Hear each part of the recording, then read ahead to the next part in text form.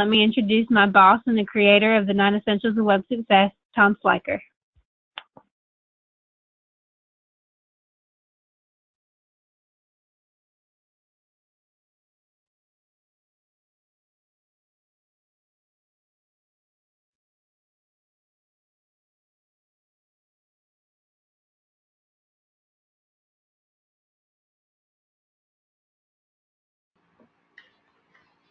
Hello, I'm Tom Sliker, and I'm here to present session 9 of the 9 Essentials of Web Success, session number 9 of 10. So we've got 1 week after today, and today we're going to focus primarily on local and storefront strategies. Just kind of an overview of Web Success. We have been in business for over 10 years, helping small businesses grow sales, reach new customers, reach their next generation of customers, and dominate local markets. So we've been working with a number of clients over a number of years doing this. The idea of Web Success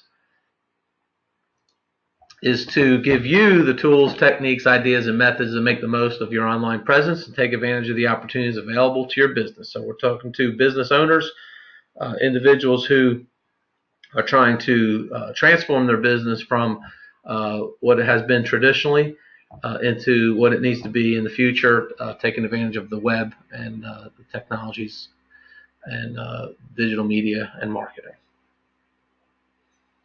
So the 9 essentials, these 10 sessions, we are now on session number 9, talking about local strategy and storefront. Just a quick overview of the Web Success methodology, the concepts that we try to employ.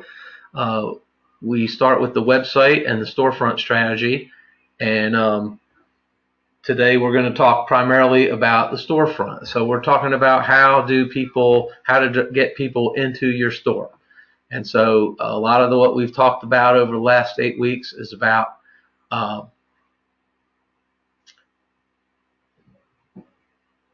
I'm going to have to pause.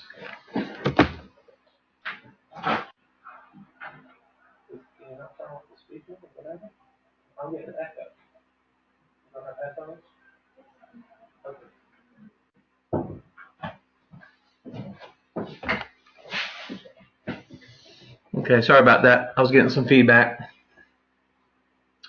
So today we're going to talk about storefront strategy, and we're going to talk about local strategy, how to engage people who are nearby and bring them into your store, and how to use the web to do that. And this also kind of relates into search engine optimization, making sure you're doing all the right things out on Google, and also social media. So one of the things we talked about before and we'll review is the idea of this Web Success is that we're trying to get customers, right? But how do people become your customer? In many cases, they find you because something they're searching for on the internet. And we use these tools here in the middle to try to draw them in through search marketing and other means, through content marketing. And they get to know us, they get to understand who we are, and they become followers. They pay attention to us, they listen to the things we have to say. And eventually, hopefully, they're in the market for what it is that we sell, and they become prospects and ultimately customers. So in this scenario, and so we use these 9 essentials, these different strategies, to draw people to your business and to lead them down this path to becoming your customer. And today we're really talking about this final step in the process, but we're specifically talking about not just having them go to your website and do a transaction, but we're trying to draw people into a physical store. And so we're going to talk about how location matters, and your location, but of course also the location of the person searching. We're going to talk about social media and how that can draw people into the store, and then also the importance of Google My Business and having that set up, and then a little bit about maps and Google search.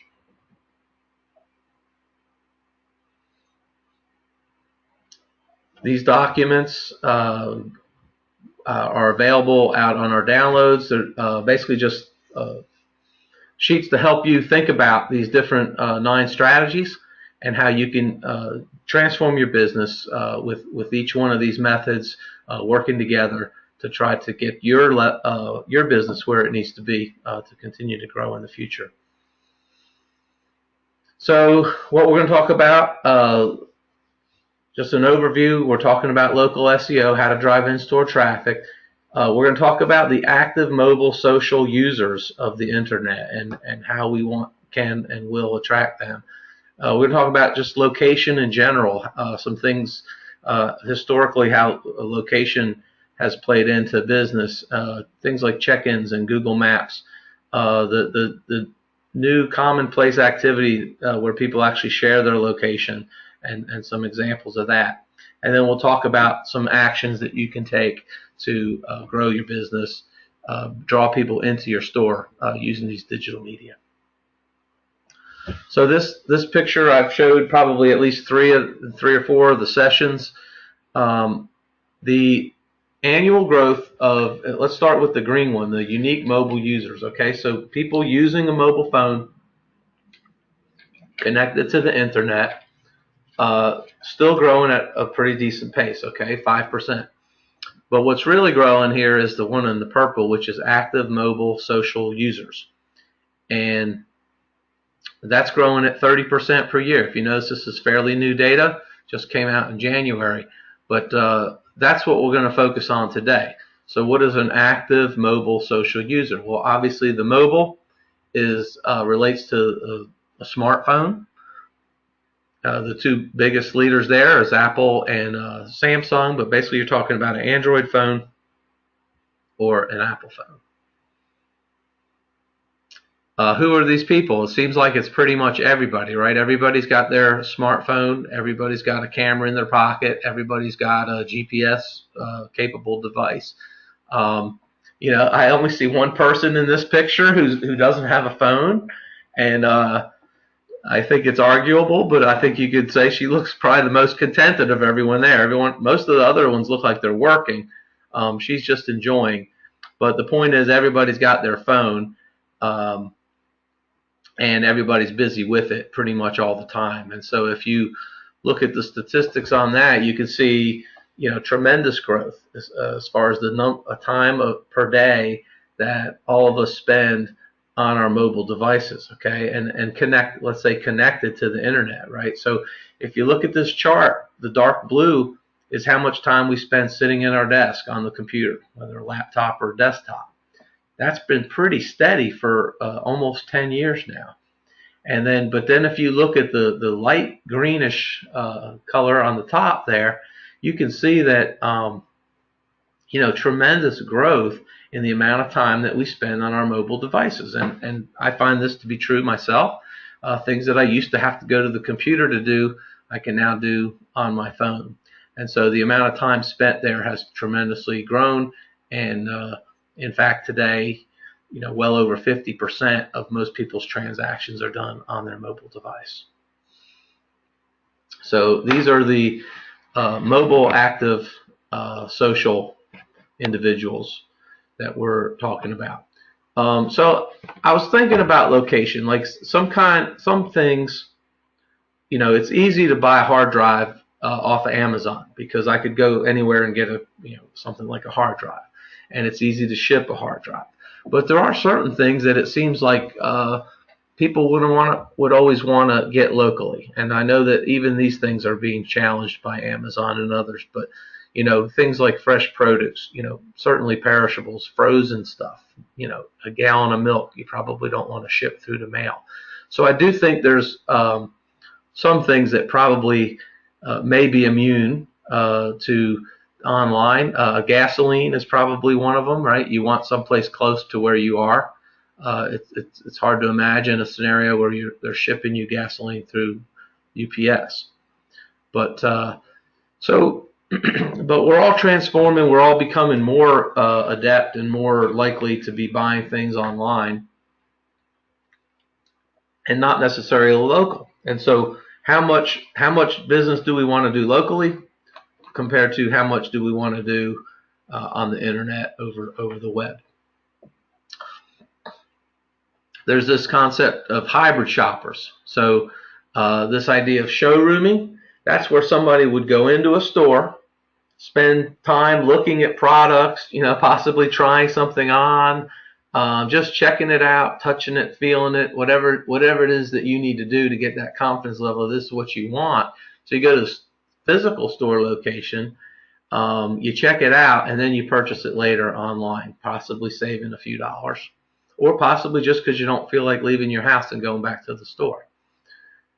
The web rooming is the opposite. So web rooming is where a customer does their research online, and then they end up going to a brick and mortar store to complete their purchase. And so people are in both of these categories. People do both of these things. And so the main thing for a local business is you want to make sure that people know who you are, where you are, and they know what products you have so they can find you. So Google did a pretty lengthy study, and I'm going to talk about several points in the study. This was back in 2014, where they were trying to understand consumers' local search behavior. And so the basic premise is that every day people are looking for conducting local searches. They're looking for stuff that is local. They're aimed at finding things near where they are, which include directions to a store. It could be store hours, searching for stores that have a particular product. There's another survey that I'll reference here by a company called Bright Local. So one of the first things is this notion of Google My Business, where every business should have a presence online. Google provides you the capability of setting up your Google My Business. But the question was, how many times have you used a mobile device to find a local business in the 12 months? Now, the thing I liked about this survey, and the reason I included it, is because it is hard to find data on some of these topics, but especially current data. But this was one of the few things I found where they had 2 years to compare. So even though I feel like a lot's changed in the 2 years since 2015, you can see a trend. The question is, how many times have you used a mobile device to find a local business? And so the people saying never went from 39% down to 23%. So the yellow is the older, the blue is the newer. 2 years later, the people who had only done this a few times went from 24% to 32%. The people doing it once a month, increased, etc. So what we see is definitely a trend, and I think if you stretch it out, you'll see it may be steady, or it might even be accelerating. But certainly, people are more and more using that mobile device to find everything, local or far away. So Google introduced this notion of local intent. So what is a person's intention? A big part of what Google does these days is try to understand what you intend, what you want, even if you didn't quite ask for it. We all know how good Google is at correcting our spelling. When we mistype something, Google says, well, we think you probably mean this, right? So Google is trying to determine intent. And what they found in this survey was that 4 in 5 consumers conduct local searches on search engine, and 88% are on their smartphone, 84% on their computer or tablet. What are they looking for? More than 50% say they're looking for things like the business hours, directions to the store and the local store. Okay, and that's where this slide was supposed to come in. I put it in the wrong place, but this one here that's where Google My Business comes in. Okay, Google My Business is a free opportunity for any small business to put your information out there, the information that people want, which is your hours. It's how to get directions to your place. Of course, things like review, phone number, etc.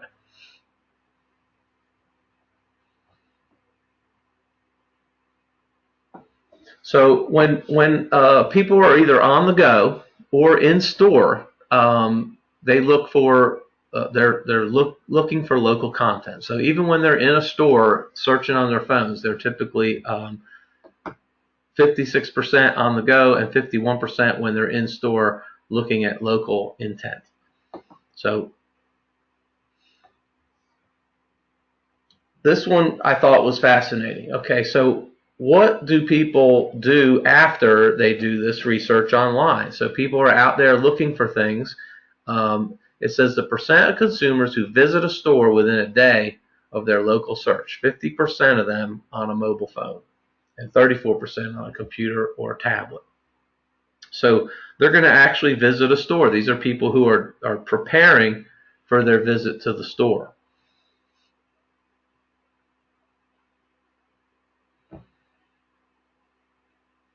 So a couple things. One is consumers are searching for local information everywhere on every device at every point in the purchase process. So you need to accept that people are going to be on their smartphones. They're looking for stuff. Don't assume if they're in your store and they're doing research or they're on their phone that they're necessarily trying to go buy the product somewhere else. They're checking. They're connected and they're checking the internet at every step in the process. Make sure your product availability, address, directions appears in ads across smartphone and computer tablet. So you need to make sure when they're searching, you can be there and present yourself as the best alternative to where to make these purchases.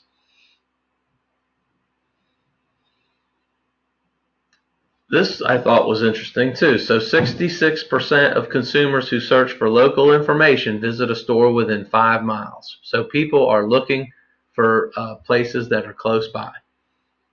And then even more so when you're on a smartphone. They're looking at visiting places within 5 miles. So again, location matters. Consumers who have used location information in ads say it's important. I'm going to walk through that. So remember, we'll talk a little bit more about Google AdWords in a bit, but certainly when we'll talk a little bit about Google AdWords and location extensions, but getting information about specific locations is very important. 73% say so. Having a get directions and a call button.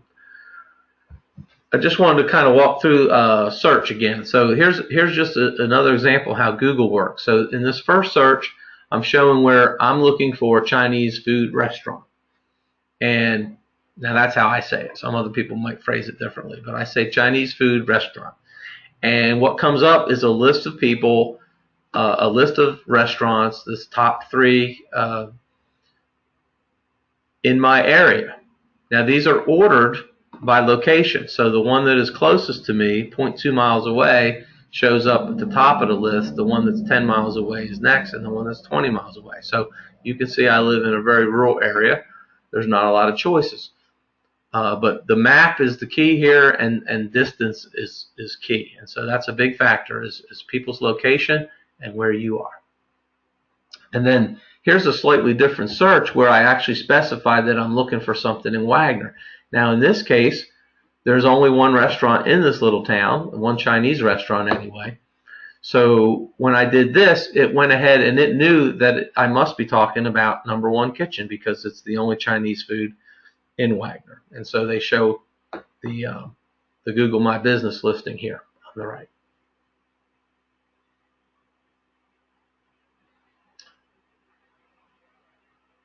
So another trend that is noteworthy that affects you and affects your business is this notion of location sharing. So, it wasn't that long ago that people would never consider, broadcasting to the world where they are, or even sharing with others, just saying exactly where I am. Or why would you even keep track of that? Okay, but that's evolving and changing. And now people turn on their location on their device and Google and the systems that whatever they've got set up, they track them, wherever they go. And so I'm going to show you a couple of different ways that works. But this Waze is a like a GPS navigation system that runs on your phone.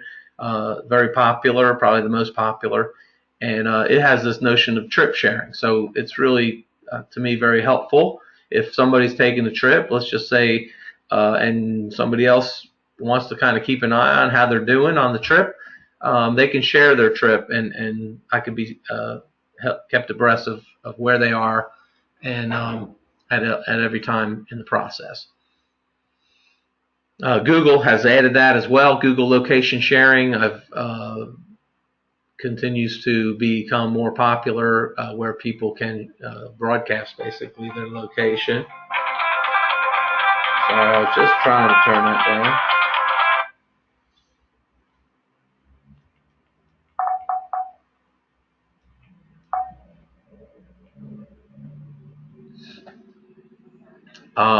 But yeah, so people are becoming more free about sharing their location with individuals as well as with, you know, in some cases, with the world. Google's got this fairly new product called Timeline.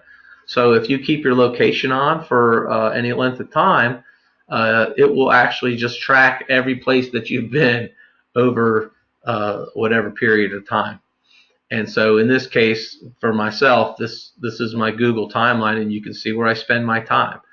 And I can drill into this. I can you know, look at individual places, individual times, individual days. I just to give you an example, here's a very boring day, right? So this is showing me my only trip on this particular day was going from home to the Chinese #1 kitchen and back. So you can see my 1-minute trip. So that was a day when I was home and made one outing to the #1 kitchen. But again, the idea is that people are tracking their location. People are letting Google and Apple and others know where they are. And so that information becomes extremely valuable when you're a small business and you're trying to reach people who are nearby. So we're going to talk just briefly about some actions that you can and should take as a small business owner to take advantage of these trends and to draw new business into your store.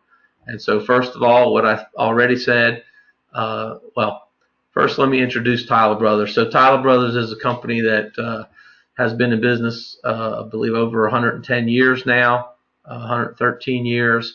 But they say their customers are still getting younger all the time. In other words, we're on to our second and third and fourth generation of customer.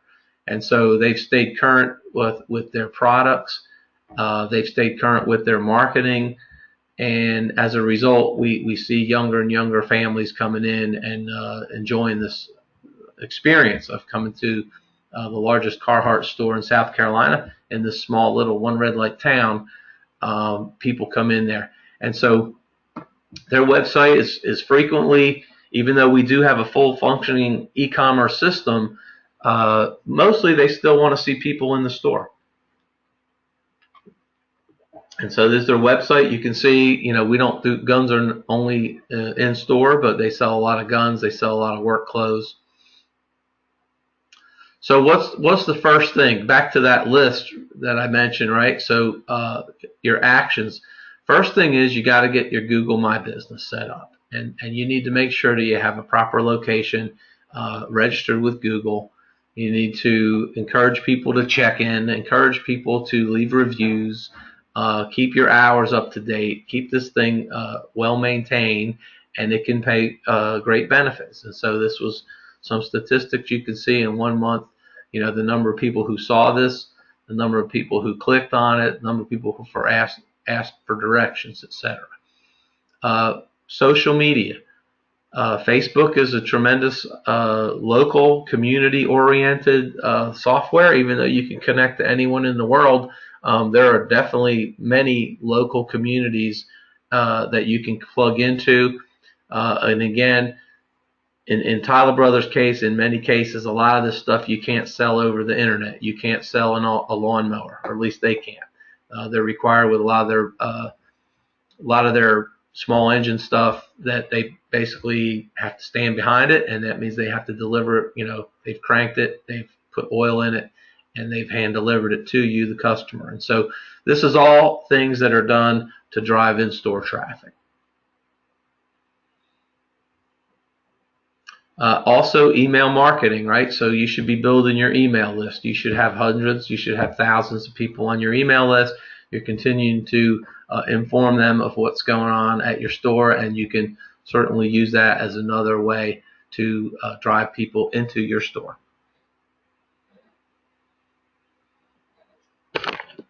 So consumers say that they actually want ads customized to their location, which makes perfect sense. If I'm looking for a Carhartt jacket and there's a store 1 mile away, I think Google should take that into account rather than send me to some online store halfway around the world.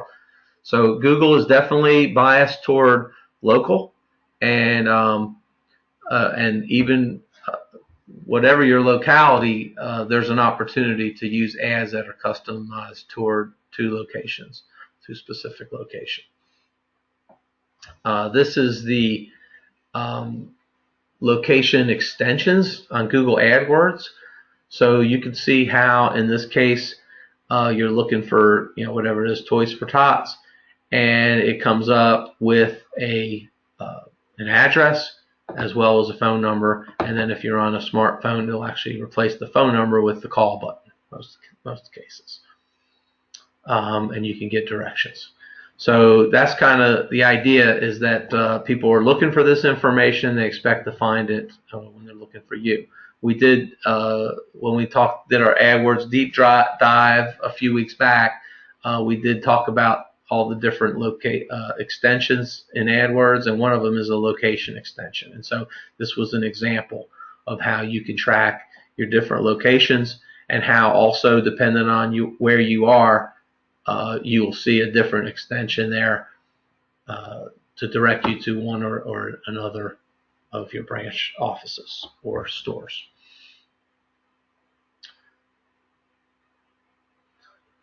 So local searchers are ready to act. Many visit a nearby location within a day and complete purchases at a higher rate than consumers who conduct non-local searches. And you should use radius bidding to reach consumers near stores and build an attribution module for local searches. So try to catch those people that are local, and it will benefit your business for sure. And so it's a summary of what we've covered today, and we have now made it through session 9 of 10 of the 9 Essentials of Web Success. And with that, I'm opening up to questions.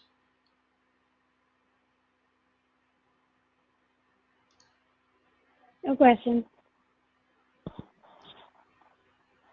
All right, we have no questions. So thank you for listening, and may you have web success.